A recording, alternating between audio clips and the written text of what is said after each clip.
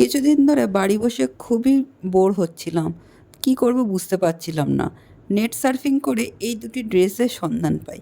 এ দুটো দিয়েই মিলিয়ে একটা আমি নিজস্ব কিছু তৈরি করব। যথা পরিমাণ কাপড় আমি জোগাড় করে নিয়েছি। এখানে আমার কাছে অনেক কালারেরই কাপড় ছিল। কোন কাপড়টা দিয়ে করব বুঝতে পারছি না। শেষমেশ এই পিঙ্ক কালারের কাপড়টা দিয়েই করব বুঝে গেলাম। এখানে প্রচুর পরিমাণ নেটের ব্যবহার করা হয়েছে, তাই একত্রে সেগুলো আমি জোড়া দিয়ে সেলাই করে নিলাম। নেট সেলাই করার পর এতটাই পরিমাণ হয়েছে যে আমি সেটাই গুছিয়ে উঠতে পারছিলাম না। তারপরে কষ্ট করে গুছিয়ে নিলাম। নেটগুলো সেলাই করে কিছুটা এরকম টাইপের হয়েছে। ভিতরে একটা চকচকে কাপড় আমি ব্যবহার করতে চাই, সেটা হলো এই কাপড়টা।